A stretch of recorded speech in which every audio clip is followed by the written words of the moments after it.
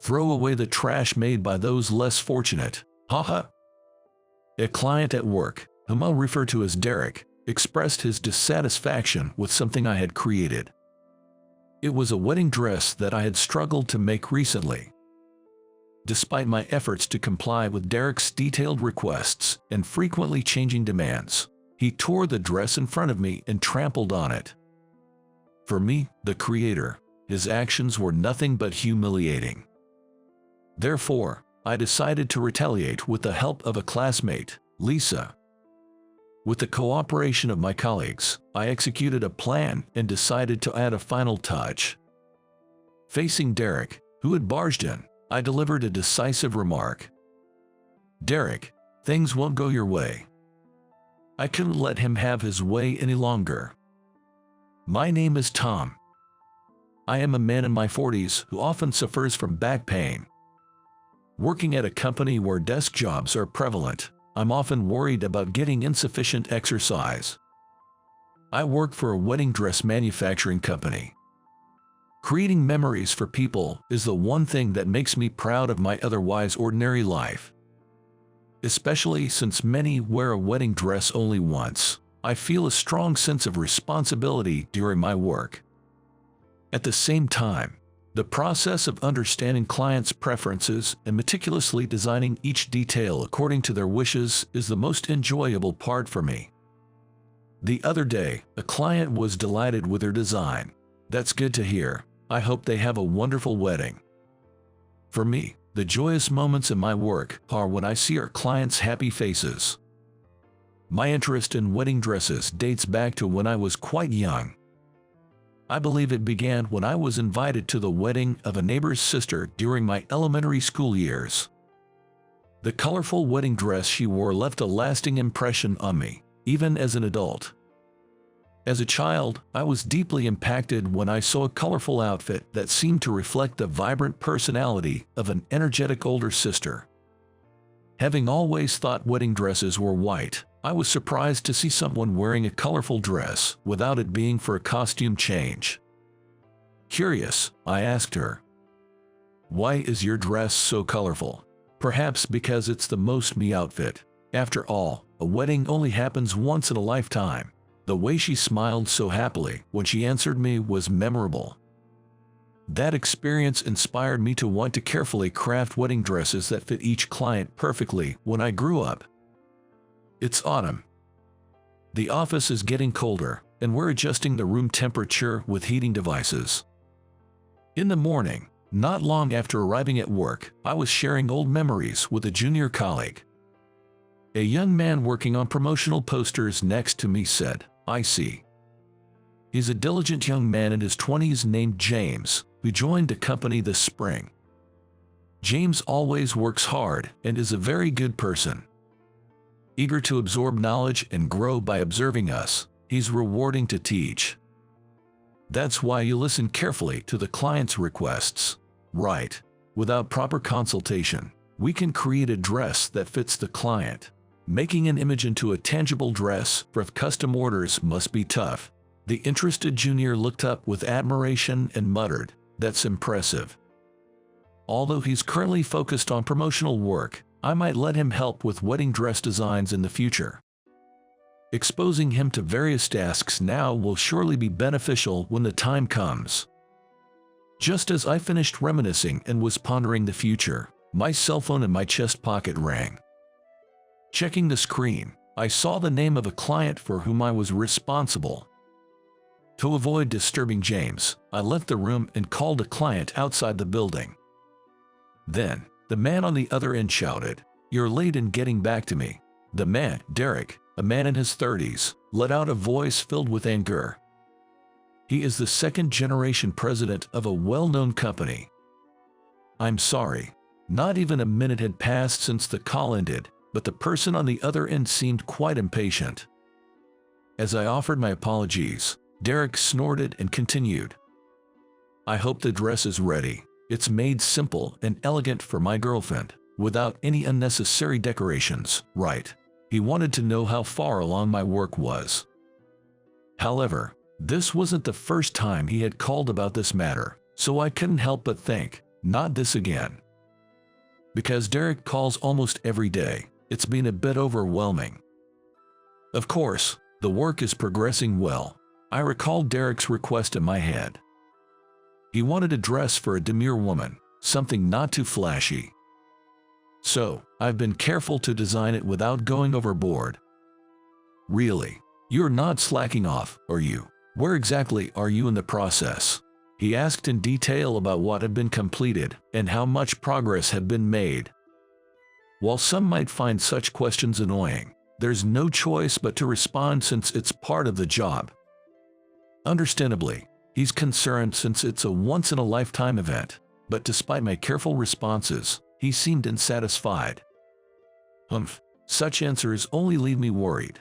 It's because you're unreliable that I, as a client, have to check in daily. Probably because you're only a high school graduate. You can't do your job properly. The conversation veered off into a critique of my educational background. I didn't know what to say and just listened quietly. Arguing back could lead to the cancellation of the order, which would harm the company, and I didn't want to prolong the call with unnecessary comments. Derek, who spent tens of minutes on the call, seemed satisfied afterward. He insulted me, suggesting I didn't go to college because I was dumb or poorly educated because I was poor.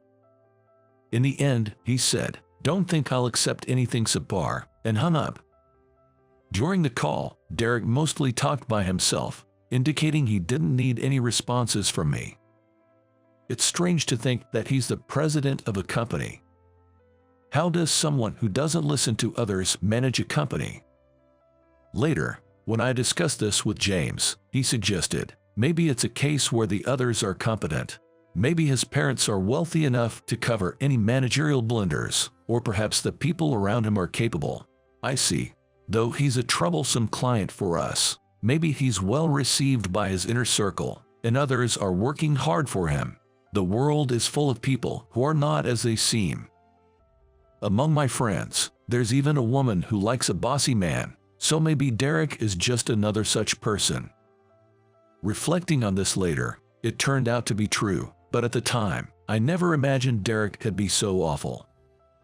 A few days later, since it was my day off, I spent the morning relaxing and then decided to go to the department store to buy a model kit, my hobby. To do quality work, it's important to take proper breaks on days off. I was planning to buy a model kit to assemble that day but never expected to run into a familiar face. As I walked through the department store, a woman in her 40s approached me. "Tom, isn't it? Long time no see." The person who called out to me was Lisa. She was a classmate from high school and now runs a fairly large company. "Yeah, it's been a while. I think the last time we met was about 5 years ago. Despite living close by, we hardly see each other. I tend to laze around at home on my days off. I get too tired from work to want to go out, that's why." Though I hadn't seen Lisa for several years, we were able to converse smoothly once we started talking. As we walked together, we easily exchanged banter. I was filled with nostalgia, reminiscing about how we used to interact like this since our high school days. Back in our 20s, we used to go camping in the mountains or swimming in the sea. Must be the age, right? Tom, that's a bit rude, isn't it? Pointing out a woman's age like that. Our conversation was lively, so we decided to have lunch together since we were both there. I had only eaten a light breakfast, so I was thinking of having a hearty meal. "I want to eat a hamburger. What about you, Tom?" "I'll have the hamburger too. It reminds me of the ones we served at the school festival." What a coincidence. I was thinking the same thing. I remembered when we were high school students, our class came together to run a hamburger stand at the school festival. Both Lisa and I were on cooking duty, tasting so much that we grew tired of it. Even as we said grace and began our meal, the stories from the past seemed endless. However, as the conversation progressed, I was stunned by what I heard next. "What? You're getting married?" "Yes. My partner is a bit younger than me, quite handsome. He's the president of a growing company. Not the founder, but the second generation. So he's a bit unaccustomed to hardship. Well, congratulations. I sincerely offered my congratulations to my friend. I had wondered why someone as nice as her hadn't married yet, so I was glad to hear she had found someone suitable. It was heartwarming to know that her dream of getting married was coming true, as she had always wanted to. He proposed by saying, "Even if you just laze around at home, I want you to marry me. Don't you think he's a great guy? Is he some kind of saint?" It seemed her partner was utterly smitten with Lisa. The phrase "you don't have to do anything" feels like something you wouldn't say unless you really like someone. He's just a normal guy. His name is Derek Jamison. Sounds normal from that name, doesn't it? It is not an unusual name. Yet, the name sounded familiar. I had a client with the same name in my current job. While it's not uncommon for people to share names, such a coincidence seemed remarkable. No, I remember that my client Derek requested a modest and elegant dress. Considering Lisa, who is bright and straightforward, it doesn't seem to match, so they must be different people. We're planning a wedding in 3 months, so I'll send you an invitation. Thanks, I'll bring something nice. Thank you, but Lisa's smile quickly faded, showing a hint of concern. What's wrong? Something bothering you? It's a bit awkward to say, but he's very focused on educational background. What do you mean? Lisa says that Derek, or Derek Jamison, is tough on people who didn't finish middle or high school. He apparently makes it known that he doesn't want to associate with anyone who hasn't graduated from college. I frowned at the conversation taking a turn for the worse. Of course, I think it's a terrible way to think, but I wonder if it's okay to invite you. While I initially thought he was a good person, Derek seemed to have his issues. Why would Lisa marry someone like that? Seeing my reaction, she awkwardly continued. He knows it's an unfair prejudice and is trying to change, so as his partner, I believe I have to trust him. So, Derek was currently working to overcome his biases. That left me speechless. As just a classmate of Lisa's, my opinions wouldn't help but possibly intrude. I hoped their differing values wouldn't lead to a breakup. You're going to be with him from now on. Use your love as a whip or whatever it takes to help him improve. Of course, we're going to be a married couple, so we have to work together. We continued to reminisce about our high school days over lunch, then parted ways. A few days later, as I was diligently working at the office, my phone rang. The dress had moved into the sewing stage, but perhaps due to his concern for the progress, he started calling multiple times a day. I wished he would stop because it hindered my work, but he wouldn't listen. So, with a sigh, I looked at my phone, but this time it was a call from Lisa. She rarely calls me during work hours, so this is quite unusual, even though she typically contacts me on holidays or in the evening. Wondering if something had happened, I stepped out of the office to return her call as I headed outside. "Hello, is this Tom?" "What's up, Lisa? It's unusual for you to call at this time." "It's hard to say, but I thought I had to tell you." Lisa sounded downcast, different from when we last met. What she began with actually was a surprising fact for me. For starters, it became clear that her fiancé, Derek, and my client, Derek, were the same person, but that was the least of my concerns. Hearing the more shocking content left me speechless. "Is that true?" "Yes, so I'm sorry." "No, it's not your fault. It's all Derek's doing." Feeling sorry for my classmate who apologized in a low voice, I held my head in my hands, picturing Derek's face. "Let's think about what we should do next. I'll call you back after work." "Okay, sorry, Tom." Derek, like me, is a wedding dress designer and seems to be causing trouble for our company. I can't just leave him be. A wedding dress I had been working on recently was finally completed, and I had arranged for Derek, the client, to come in and check it. Derek, who came to the company, seemed irritated throughout, and Lisa, who came with him, felt uncomfortable. It was the first time she and I met at this company. Though it's a weekday, she must have taken the day off just for this. I showed Derek and Lisa the wedding dress we put on a mannequin, alongside James. It's a simple piece with fewer decorations, just as requested. I removed the cloth covering the dress and handed it to James. He is a junior colleague, invited for learning purposes. Since he has no part in what follows, I had him wait quietly in a corner of the room. This is the wedding dress you requested. Turning back to Derek and his group, I began to explain about the finished wedding dress. I intended to thoroughly communicate the changes made during the design process, but I was cut off mid-sentence. That's enough. I try my best to meet Derek's expectations. I have sent him the design forecasts and shown him photos of the dress in progress on several occasions. We've confirmed it many times. So, it should not have been a total surprise. If they were happy with it, everything would have been resolved smoothly, but that was not the case. What a terrible wedding dress. It's completely different from the image I conveyed. I can't let Lisa wear something like this. Derek started criticizing the wedding dress in front of him, saying the design was bad and the materials were poor. While Lisa's personality might not suit it, the current design was precisely what he asked for. I tailored it according to your order, but it didn't meet your expectations. Of course not. Such a plain dress will make our special day look poor. It doesn't suit Lisa's bright personality.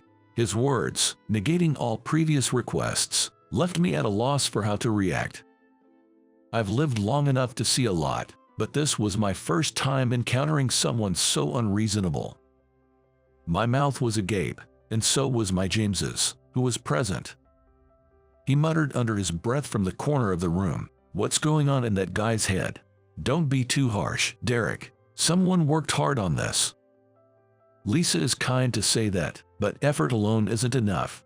It's business. Without results, it's meaningless. Indeed, he was right, but I didn't want to hear that from him. Despite his angry demeanor, Derek seemed to have a soft spot for Lisa, hastily offering various consoling words. "What should we do, Tom? It's clear as day that we're not going to satisfy him with this situation." Considering something like this might happen, I recorded some of our conversations. Should I bring it? Well, what should we do? Hearing our conversation, Derek, who had just finished comforting Lisa, turned towards us with a furrowed brow and spoke in a flustered manner. "This is what I ordered. I've paid for it, so I'll take it." "So, you're going to use this dress for the wedding?" Hearing this, Lisa asked with a puzzled face, not understanding what was meant. Derek, seeing Lisa's bewildered expression, shook his head and opened his mouth. "Of course not. I can't let you wear something so terrible. Besides," he stopped mid-sentence and continued with a disdainful look at us. "The man standing before us is a high school graduate. Who knows what problems might arise from something made by someone with such a low level of education? It can't be trusted." Just as I was wondering what he would do with the dress he had paid for, Derek grabbed the dress on the mannequin and tore it apart. Using scissors he had conveniently brought in his pocket. "Throw away this trash made by the less fortunate, haha," he said, looking at us and laughing mockingly. Additionally, he trampled on the fragments of the wedding dress on the floor as he left the room. Lisa, looking pale, was apologizing, but I couldn't process her words due to the shocking event. Fortunately, at least he didn't refuse to pay. It was a relief that the company didn't suffer, but my pride as a designer was shattered.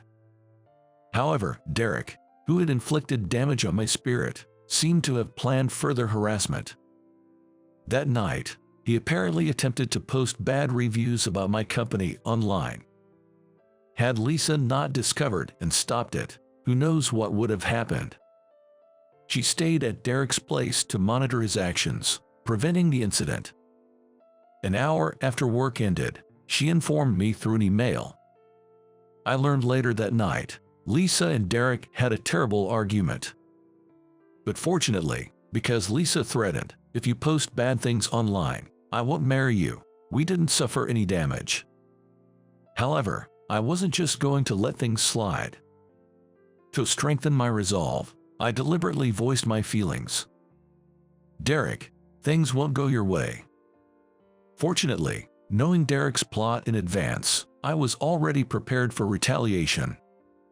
If Derek hadn't taken dishonest actions today, those plans might have never come to light.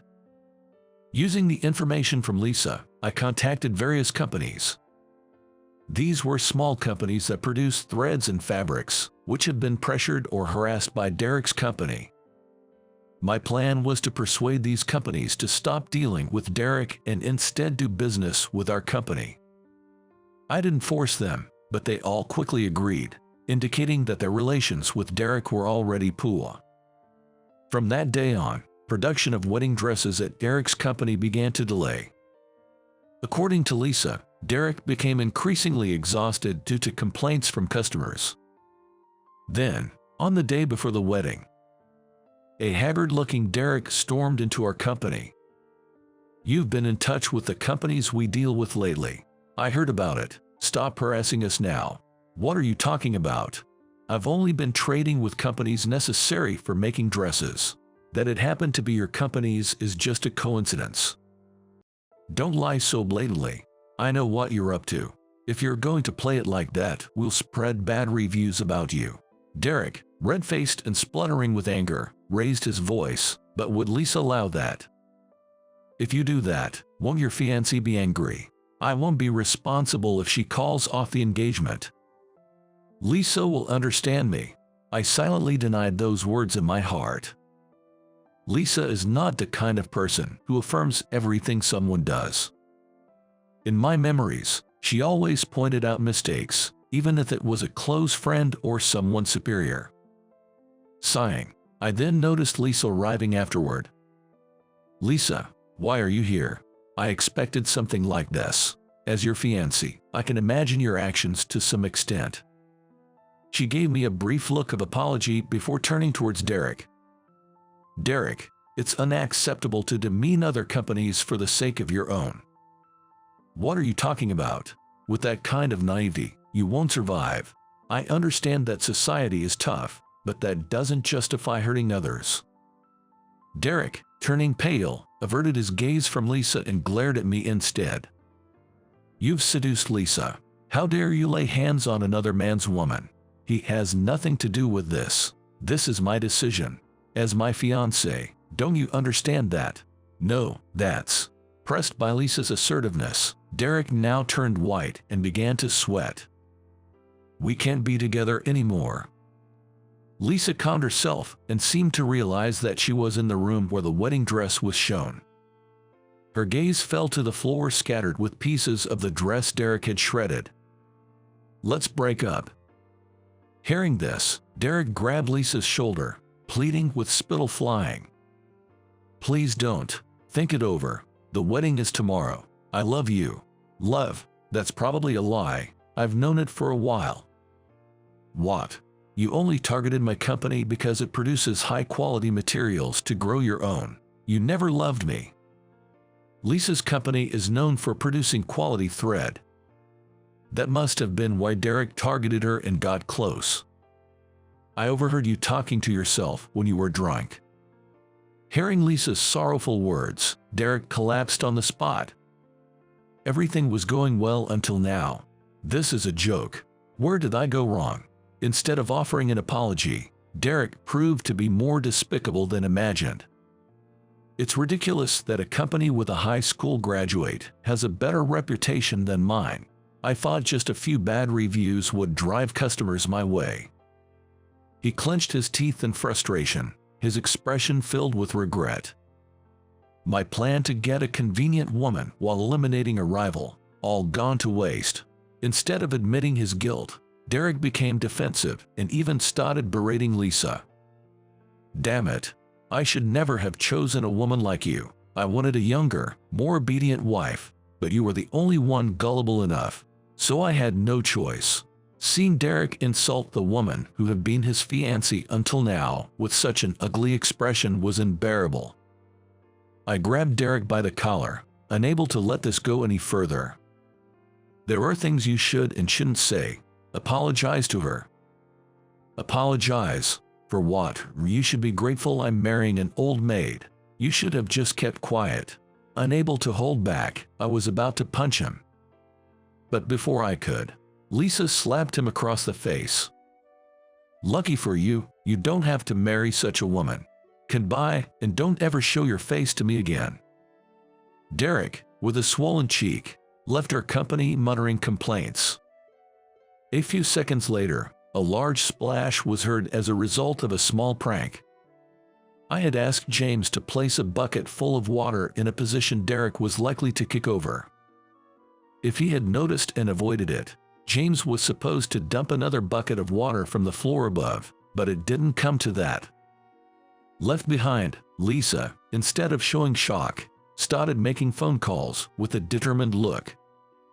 Hello, regarding the contract we had, we've decided to discontinue our dealings. I'll explain the details later. Please relay my regards to Derek. It seemed she was calling her former fiancé's company.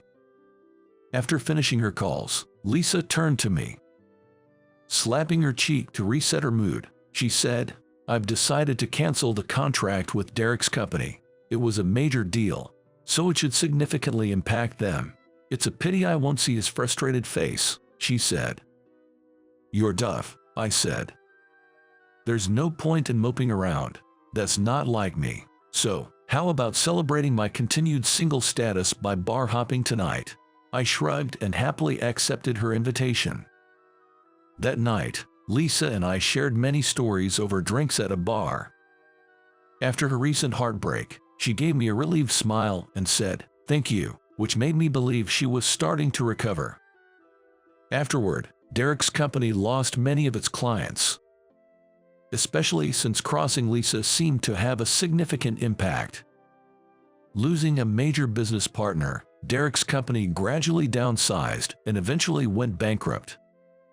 After that incident, I didn't see Derek for a while, but years later, I caught a glimpse of him working at a small spinning mill. He looked emaciated, almost like a completely different person.